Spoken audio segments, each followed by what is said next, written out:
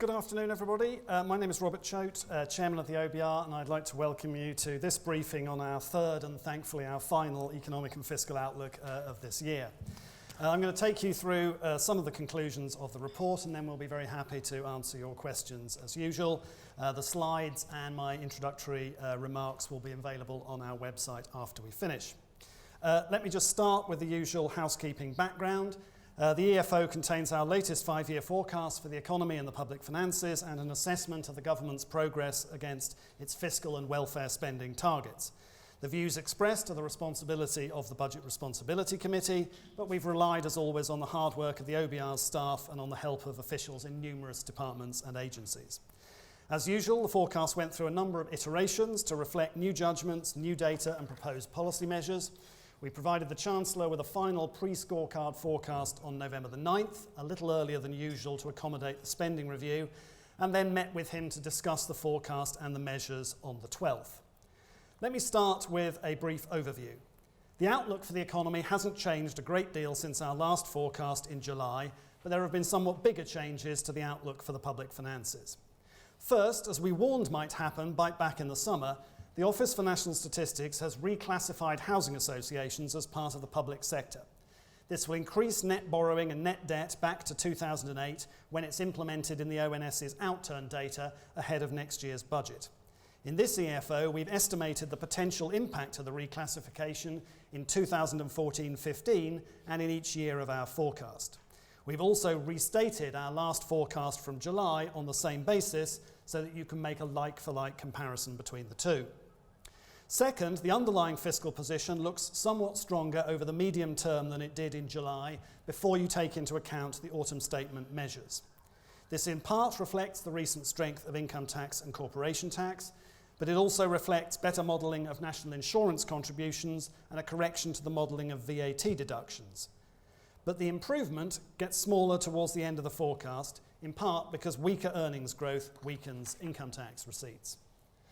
The government's policy decisions, taking the spending review and the rest of the autumn statement together, amount to a net fiscal loosening that absorbs about 2/3 of the improvement in the underlying forecast. And like the improvement in the forecast, the fiscal loosening is front-loaded with a £6 billion net giveaway in the near term that tapers away over the remainder of the forecast. There are four main elements to the policy package. First, the government has lifted and smoothed its plans for public services spending, just as it did in July. Second, it has also lifted its plans for capital spending, although in this case it has unsmoothed them rather than smoothing them. Third, it has reversed the main tax credit cuts that it announced in July. This costs £3.4 billion next year, but only £0.5 billion by 2020-21. By this point, the gains to households and costs to the exchequer of that change are more than offset by other welfare cuts. Fourth, the government has announced a net tax increase that builds to more than £5 billion by the end of the forecast. The apprenticeship levy, a payroll tax that firms can claim back to finance training, is by some distance the largest one. So what impact do the policy measures have on our forecasts? First, in terms of the economy, the fiscal giveaway boosts economic growth slightly next year, although the apprenticeship levy slows earnings growth thereafter. Second, the budget balance is stronger in most years than in July, measured like for like, because the forecast improvement is bigger than the fiscal giveaway. But if you include the reclassification of housing associations, the headline budget balance is weaker through to 2017-18, but a bit stronger thereafter. Our post-measures forecast implies that the government is on course to meet its fiscal rules. But the tax credit U-turn and slow progress on the reform of disability benefits mean that we expect it to breach its welfare cap through to 2018-19 and only stay within the terms of it by a whisker thereafter. So now let me say a bit more about the pre-measures economy and public finance forecast. I'll then talk about the main elements of the policy package before turning to their impact on the economy, on the public finances, and on the government's hopes of hitting its targets. In terms of the pre-measures economy forecast, the outlook for growth and inflation has not changed enormously since July. One development has been the release of the ONS's new population projections. These show slightly faster population growth and slightly higher mortality rates among older people. We've used the new projections to model the impact of year-by-year changes in the age structure on employment rates. This boosts employment in the near term and brings it back down again later. Combined with a small downward revision to underlying productivity growth, this slightly weakens the outlook for potential and actual GDP by the end of the forecast period. We've also made some modest changes to the composition of GDP. We expect net trade to be slightly less of a drag than in July, having revised down imports by more than we've revised down exports. This is offset by slightly weaker consumption and investment. We've made only small changes to the pre-measures inflation forecast. Lower oil prices and a weaker pound offset each other, but we expect that growth in unit labour costs will help to bring inflation back towards target a little more quickly than in July. Our forecast for house price inflation is little changed, but we've revised transactions down because of the growth in buy-to-let, where the evidence we've taken on board in this forecast suggests that properties turn over less quickly. I'll put some numbers on the growth and inflation outlook a little later when we incorporate the impact of the policy measures. But before leaving the economy, it is worth, as always, pausing on the implications of the ONS's latest Blue Book revisions to the national accounts. Once again, these have made the current recovery look stronger and smoother than earlier vintages of the data. Real GDP now appears to be about 2% stronger at the end of 2012 relative to the pre-crisis peak than it did at the time.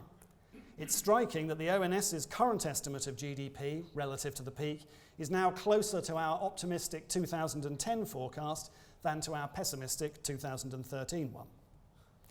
Now let me turn to the pre-measures forecast for the public finances. This table shows public sector net borrowing in each year. The top line shows the figures that we published in July, moving from a deficit of £69.5 billion this year to a surplus of £11.6 billion in 2020-21. The first thing to note is the reclassification of housing associations. In essence, the housing association business model involves them borrowing against the capital grants and rent they receive to finance more social housing, while running an operating surplus from their existing properties that is sufficient to cover their interest payments with some margin. The borrowing to expand their housing stock means that they tend to run a deficit in national accounts terms. As you can see, the deficit here is falling over the forecast horizon, and that's in part because of the measure announced in the July budget to force them to cut social sector rents, which lowers their operating surpluses. That means less house building over time and lower deficits. I'll come back to the effect of this policy and more recent ones affecting housing associations a little later. Incorporating this reclassification, we can now restate our July forecast as though housing associations were already part of the public sector. And that allows us to view the impact of the remaining changes in the forecast on a like-for-like basis. Let's start with tax and other government revenue. As you can see, revenues are higher across the forecast, with a peak improvement of about £6 billion in 2017-18. This reflects a number of factors. First, income tax and corporation taxes have come in stronger than we expected, which pushes through the forecast. Second, we've made some significant changes to our modelling of VAT deductions and national insurance contributions. The VAT change corrects a problem caused by the long-standing assumption that VAT deductions continue to rise in line with past trends. But when public services spending is being cut, as it is now, this leads to VAT deductions being overestimated and receipts underestimated. Correcting this problem boosts receipts by £3.3 billion in 2020-21. The NICS modelling change involves aligning the NICS model with HMRC's income tax model. This boosts receipts by £2.8 billion by 2020-21, primarily because the new model assumes that a higher and more plausible proportion of income is taxed above the upper earnings limit. The problem in both cases stemmed from models that were insufficiently transparent and therefore difficult to scrutinise. The VAT problem was found after work ahead of our recent forecast evaluation report, in which, as you all read it, I'm sure will recall, we said we were going to make this change. The NICS model was on the radar for longer, but building the new model and reconciling the differences with the existing forecast was a resource-intensive project. The two revisions boost revenue by increasing amounts through the forecast. So why does the overall increase in revenue peak in 2017-18?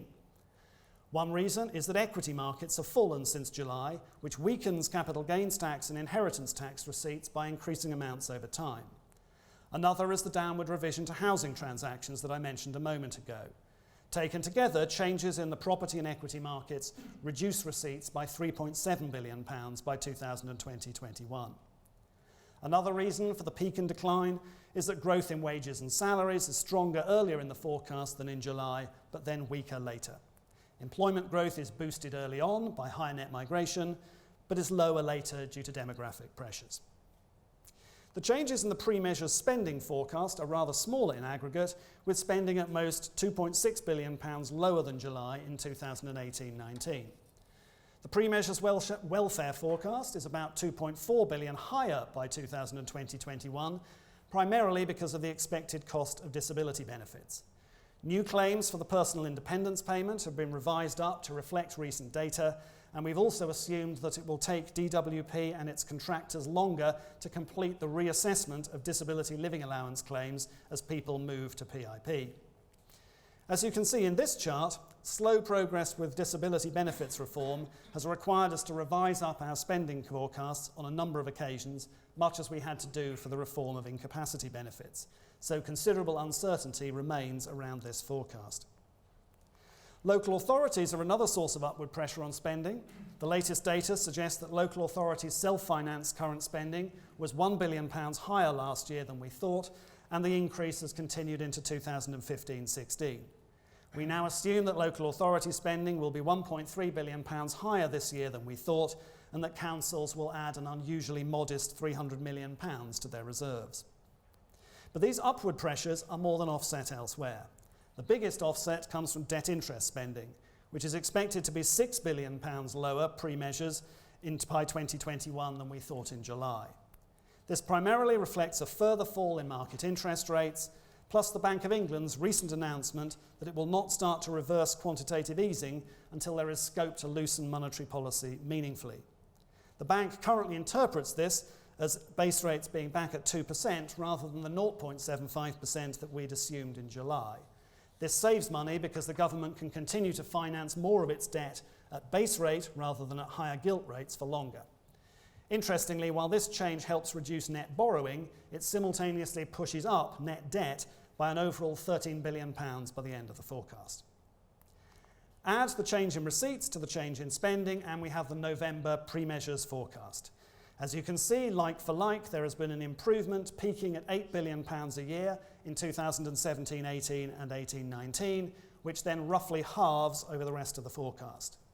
As we will see, the government has taken advantage of this improvement to announce a modest fiscal giveaway without having to weaken the bottom line.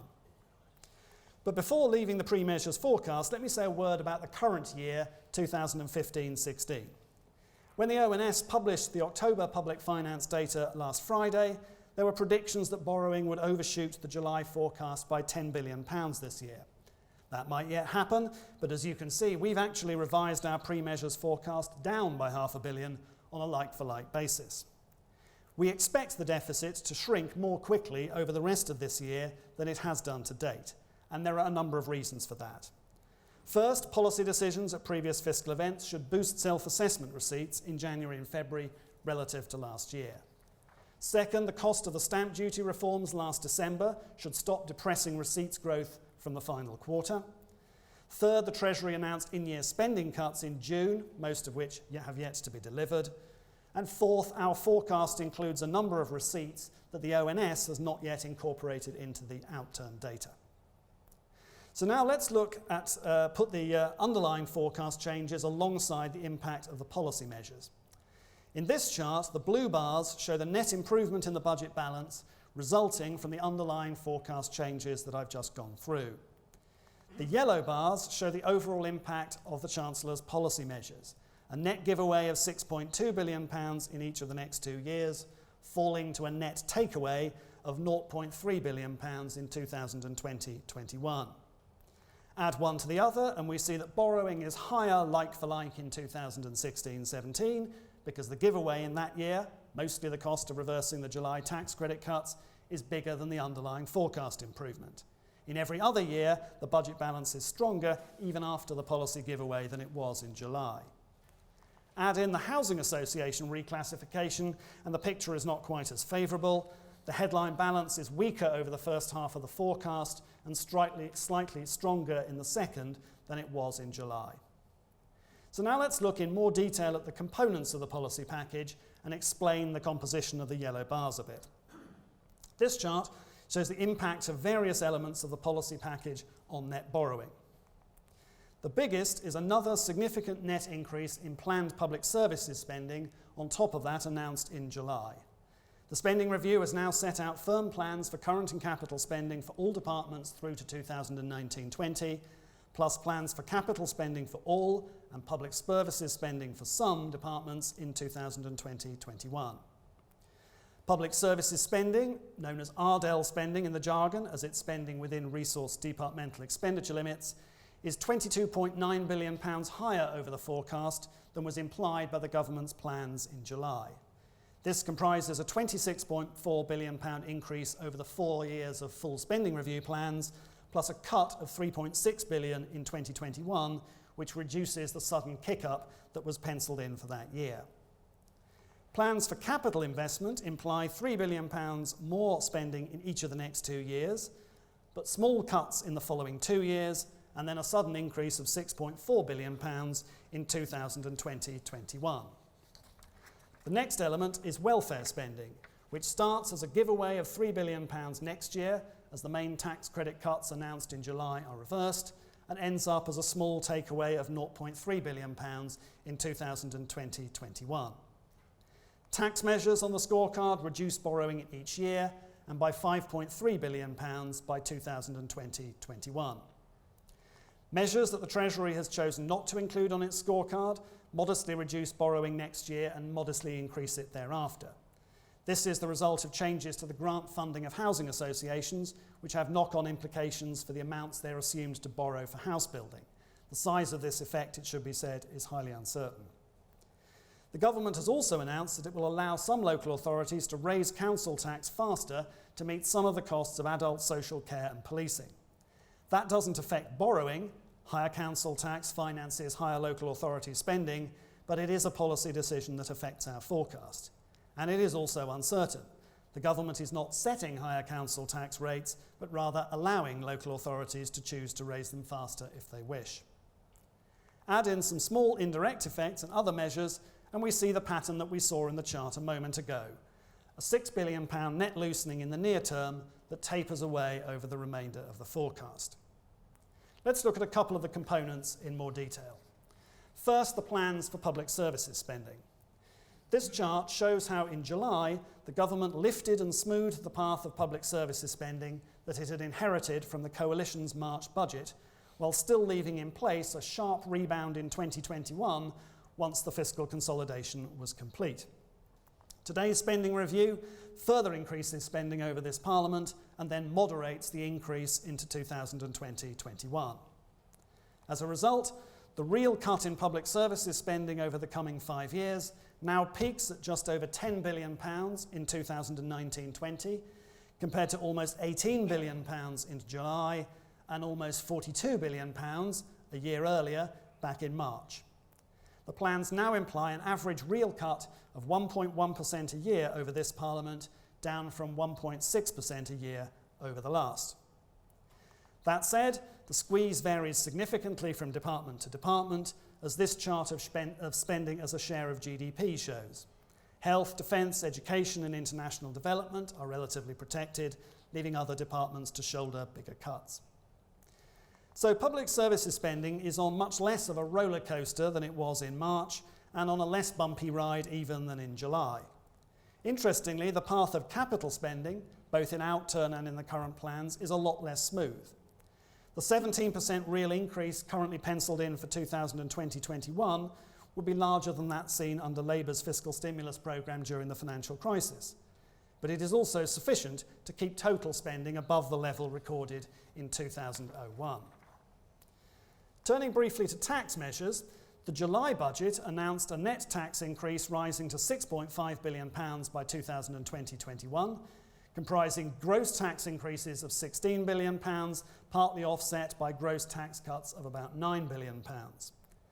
The net tax increase in today's package is only slightly smaller than in July, but interestingly, there's much less give and take. There are very few tax cuts at all in this package, and they add up to just £0.3 billion in 2020-21. Indeed, this is the smallest set of gross tax cuts in any budget or autumn statement since March 2008. By far the largest tax measure on the scorecard is the apprenticeship levy. The next biggest is the increase in stamp duty rates for buy-to-let and second homes. The latter is expected to raise almost £1 billion by the end of the forecast, although we note in Annex A of the report that this costing is highly uncertain because there is no current requirement to declare whether a transaction involves a second property or not, which makes it hard to estimate the tax base, and because the behavioural response is hard to predict. Two other tax measures worthy of note are the reduction in the capital gains tax payment window for residential property and bringing forward payments of stamp duty land tax.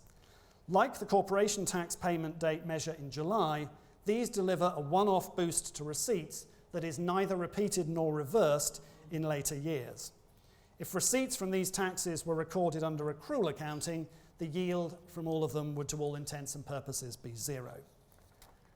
Turning to welfare, the big measure is of course the decision to reverse the main tax credit cuts announced in the July budget.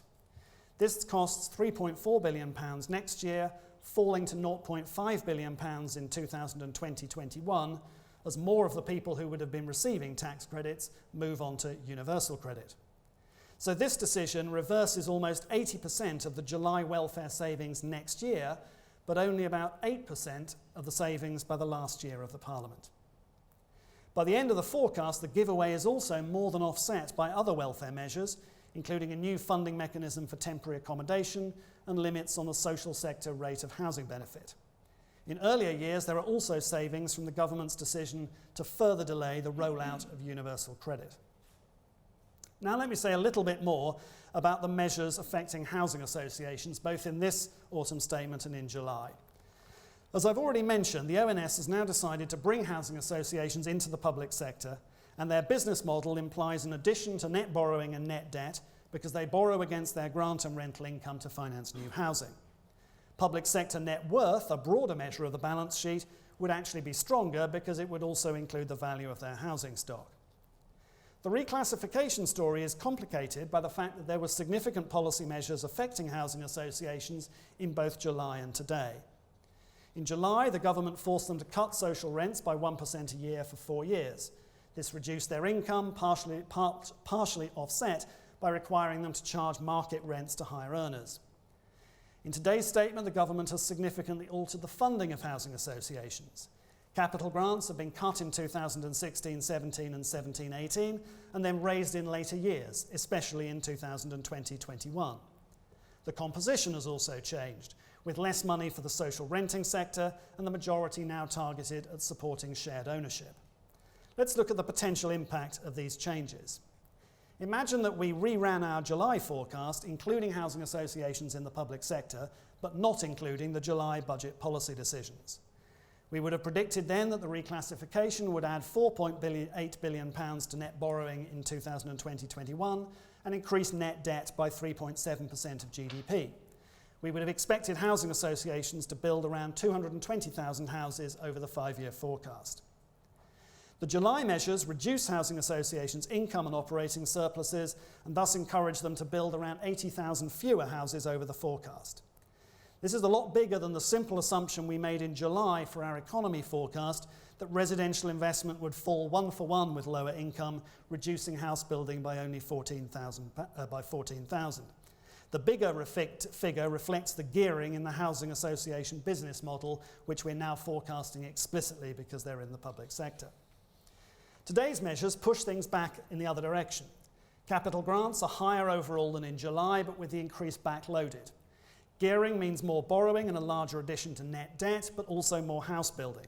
46,000 more over the forecast than we would have seen on the basis of the July measures, but still 34,000 lower than in the absence of both packages. As we point out in Annex B of the EFO, there's enormous uncertainty around these various estimates, and particularly around the impact of the November measures, which are pushing housing associations towards a different business model. How far they're willing to be pushed remains to be seen. In terms of the profile of housing association house building, You can see from this chart that the November measures still produce a decline over the next couple of years, but with a recovery thereafter. House building is lower over the Parliament as a whole than it would have been in the absence of the July and November measures, but it is higher per year just beyond it. So now let me turn to another set of policy measures that are significant for the public finances, the sale of financial assets. As you will recall from July, the government was relying on a big spike in asset sales this year to get public sector net debt falling as a share of GDP a year earlier than it otherwise would. In later years, the reduction in borrowing would have been sufficient to keep debt falling on its own.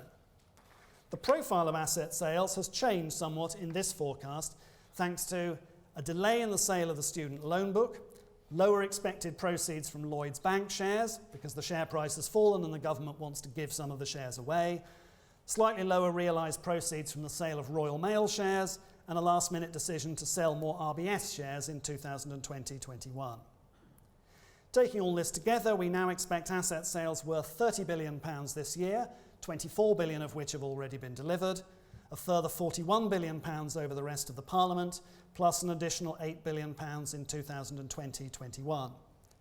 It's always important to remember that when the government sells financial assets for roughly the value of the future income stream they would generate, this doesn't materially affect public sector net worth, even if it reduces the headline measure of net debt. So having set out the key details of today's policy package, let me return to their impact on our forecasts and on the government's chances of meeting its various targets. In terms of the economy, the near-term fiscal giveaway boosts GDP growth a little next year, weakening it thereafter as the boost to output diminishes.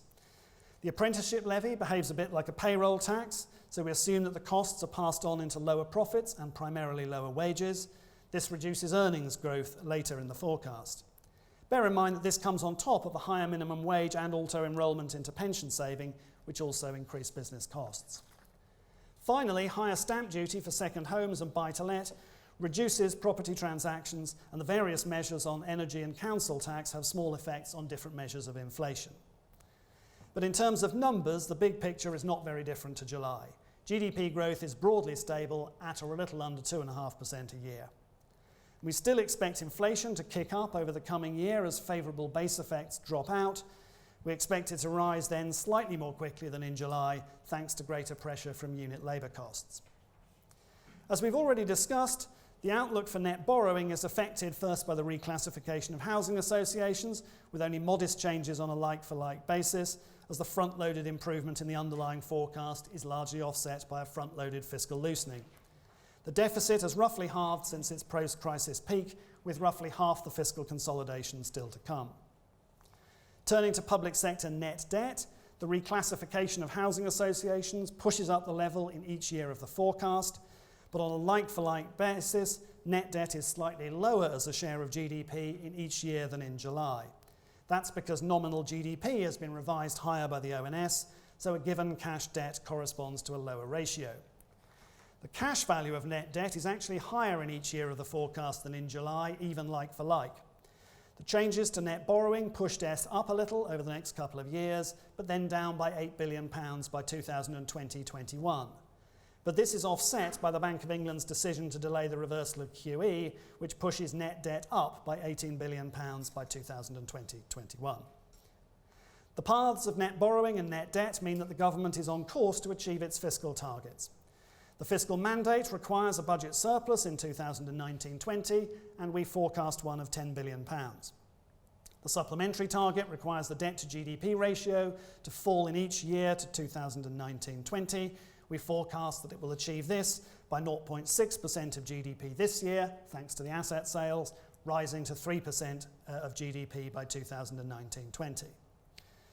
The government has been less fortunate with its welfare cap, which sets a ceiling on social security and tax credit spending, other than on state pensions and those benefits linked most closely to the economic cycle.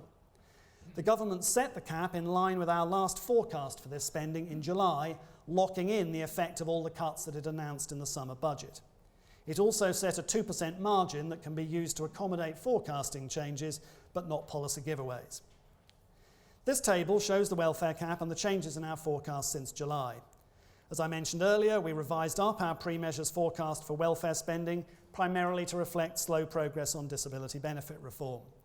This has been exacerbated by the government's decision to reverse its main tax credit cuts from July, although the cost of this, as we saw, diminishes over time and is eventually offset by other welfare cuts. The net result is that the cap is breached. Taking each year in turn, it's breached in 2016-17 and 17-18, as the upward revision to spending has more than exhausted the forecast margin. It's also breached in 2018-19, with spending remaining within the forecast margin, but higher than the baseline as a result of policy measures. The cap is then adhered to in 2019-20 and 2021, although with almost all of the forecast margin used up. In much of what I've had to say today, it's clear that this autumn statement is in effect the second half of a two-stage event alongside the budget in July. So to conclude, it's worth taking a step back and looking at the overall picture, combining the two events. This chart does that, showing where the money is coming from and where it is going relative to the plans left in place by the coalition in March. In aggregate, over the full 5 years, the two statements increase public services spending by £128 billion, capital spending by £12 billion, and deliver £36 billion of tax cuts. This is paid for by £92 billion of tax increases, £43 billion of welfare cuts, £17 billion of indirect revenue and spending effects, and £19 billion more borrowing. July's spending cuts and tax increases reduced borrowing a little this year. Over the following 3 years, welfare cuts and tax increases mount steadily, but not sufficiently to pay for the extra public services and capital spending and tax cuts, so the government also has to borrow more. In the final 2 years, the welfare cuts, tax increases and indirect effects are large enough to pay for the tax cuts and what is by then a smaller increase in public services spending. And that's sufficient to increase the projected budget surplus as we go into the next Parliament. All this means that the composition of the fiscal consolidation is noticeably different over this Parliament compared both to the last Parliament and to the Coalition's plans back in March. There is less reliance on public services cuts and more reliance on revenue increases and welfare cuts relative to both. On that note, let me leave you with a list of some of the key points, and I'll ask my colleagues to come up and then we'll be happy to take your questions. Thank you.